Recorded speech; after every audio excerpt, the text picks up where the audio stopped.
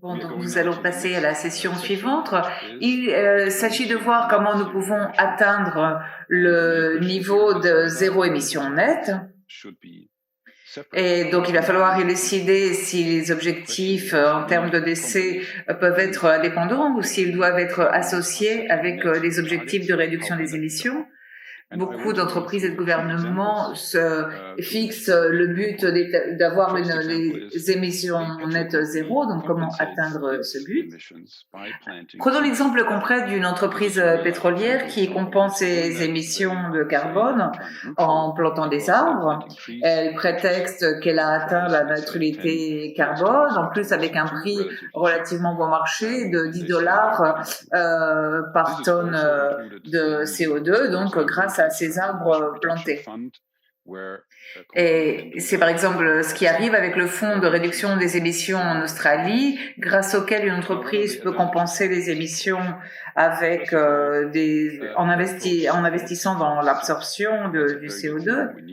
L'avantage, c'est que on donne si on appuie les puits de carbone forestier, donc ça c'est bien, mais il y a également des inconvénients. Par exemple, cela donne la fausse impression que les émissions ont été neutralisées de combustible, ce qui n'est pas vrai, car les bois seront certainement coupés à un moment du futur, et donc le CO2 capté finira par être libéré.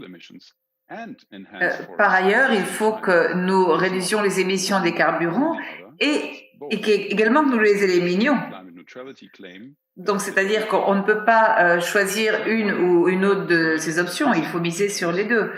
Troisième inconvénient, c'est qu'un pays qui présente un grand potentiel forestier peut réduire le niveau de ses ambitions nationales s'il considère qu'il peut vendre des crédits de réduction des émissions, des crédits forestiers à l'avenir.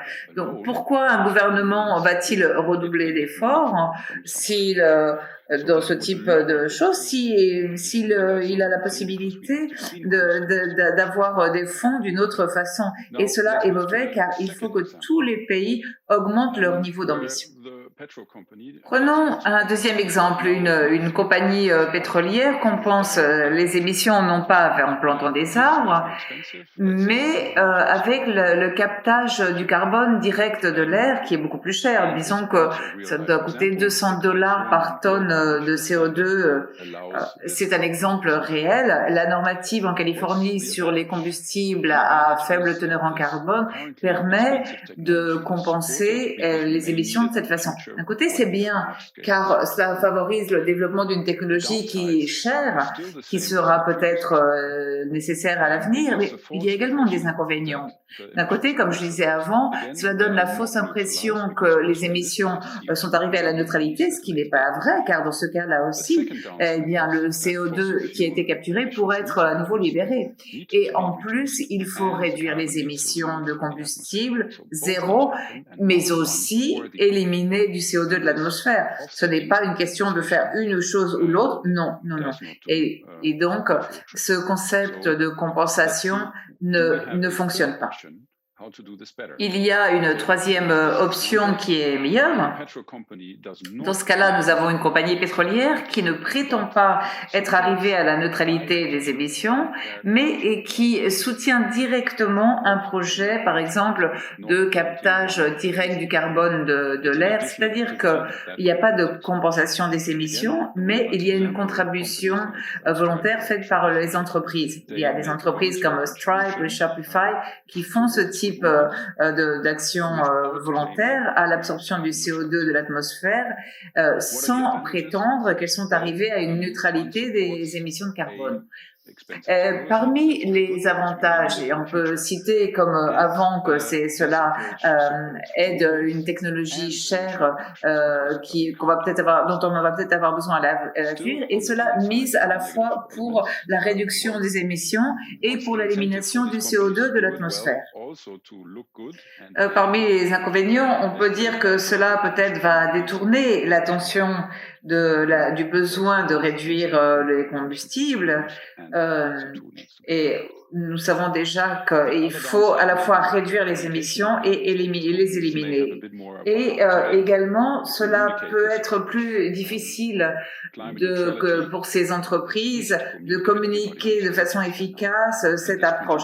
La neutralité des émissions est assez facile à divulguer car tout le monde sait ce que c'est, alors que cette approche peut peut-être être plus difficile à transmettre, à communiquer. Il y a des pays qui, dans leur ensemble, veulent atteindre un niveau d'émissions net zéro. Un nombre croissant de pays, de gouvernements et d'entreprises affirment qu'elles veulent atteindre une quantité nette zéro c'est-à-dire qu'elles veulent réduire les émissions au maximum et compenser celles qu'elles ne peuvent pas réduire grâce à l'absorption du CO2 de l'atmosphère. Par exemple, la Norvège, la Suède et le Royaume-Uni se sont fixés des objectifs d'émissions net zéro et auront donc besoin d'avoir recours à certaines techniques de décès. C'est-à-dire qu'il faut associer la réduction et l'élimination des émissions pour voir quelle est celle des solutions qui est la plus efficace, car s'il est plus cher de réduire les émissions, on pourrait avoir recours à l'élimination pour compenser ce qui n'a pas pu être réduit. Et également, cette approche favorise le développement de techniques d'élimination du CO2 dans l'atmosphère et ce dont on a besoin pour avoir des émissions négatives. Toutefois, cela peut détourner l'attention du besoin de réduire les émissions et donc qu'on finisse par compter sur le fait qu'il y aura plus à l'avenir une possibilité d'éliminer du CO2 de l'atmosphère. Et donc ceci, sur le long terme, ça ne convient pas, car on veut atteindre un niveau d'émissions zéro net dans le monde entier et sur toute la planète. Donc il y aura un moment où ça ne pourra pas être compensé. Il faut vraiment réduire toutes les émissions. Et il y a un autre inconvénient, c'est-à-dire qu'une partie du CO2 capturé pourra être libérée à l'avenir, surtout dans des puits forestiers. Et donc ce niveau d'émissions zéro deviendrait positif, un niveau positif d'émissions. Alors, qui plus est, ça permet qu'il y ait des émissions résiduelles qui pourraient être problématiques et qu'il faut éliminer. Ce qu'il convient de faire, c'est de fixer deux objectifs, l'un de réduction des émissions pour atteindre le niveau d'émissions de zéro net et également un objectif distinct d'élimination du CO2. Et donc, en vertu du protocole de Kyoto et de la Convention cadre des Nations Unies sur les changements climatiques, il y a la possibilité d'associer ces objectifs, mais un nombre croissant de pays fixe des objectifs distincts pour la réduction des émissions et pour l'élimination du CO2. Il y a un avantage certain car il y a une responsabilité claire pour réduire les émissions et pour éliminer le CO2 de l'atmosphère et en plus cela envisage une meilleure préparation pour le moment où il faudra atteindre des émissions négatives et n'est pas tellement important de savoir si le CO2 sera libéré ultérieurement car il n'aura pas été utilisé pour compenser des émissions qui n'étaient pas réduites. Parmi les inconvénients, citons la difficulté de fixer des buts très clairs et équilibrés de réduction d'un côté et d'élimination de l'autre côté, mais disons que les avantages sont très supérieurs aux inconvénients dans cette approche. Quand nous avons des buts différents pour la réduction et pour l'élimination du CO2, et comment les gouvernements peuvent-ils atteindre ces objectifs? De différentes façons. D'un côté, les gouvernements peuvent acheter de l'élimination de CO2 grâce à différentes technologies qui sont mises en œuvre par des entreprises privées. Donc, il y aurait une concurrence qui se traduirait par les options les plus efficaces et les moins chères. Également les revenus qui seraient obtenus par les impôts ou par le prix fixé pour la tonne de CO2 pourraient être utilisés pour différentes mesures. Il y a une autre approche qui a trait à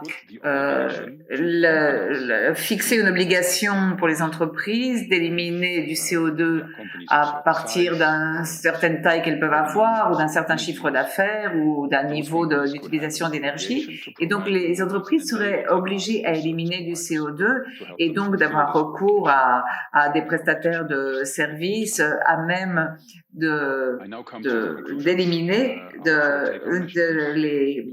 le CO2.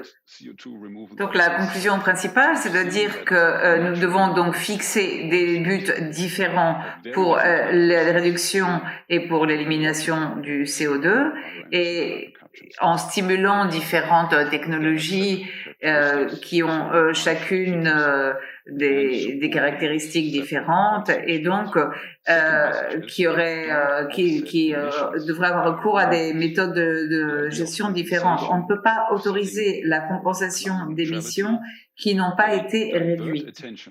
Et surtout parce que le CO2 pourrait être libéré à l'avenir et donc ça donnerait une fausse impression de compensation.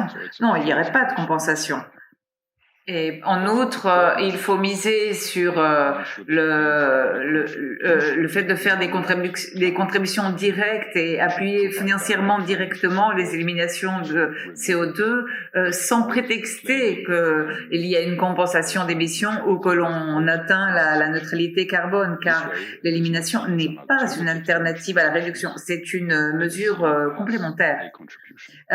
Il faut en plus fixer des objectifs différents d'élimination pour l'élimination donc et par ailleurs des objectifs de réduction et c'est ainsi que l'on pourra miser sur les deux options dans le cadre de la réduction et de l'élimination du CO2 de l'atmosphère. Et au vu des objectifs d'élimination, ces absorptions pourront être acquises directement par les gouvernements ou il peut y avoir une obligation qui pèse sur les entreprises. Merci beaucoup.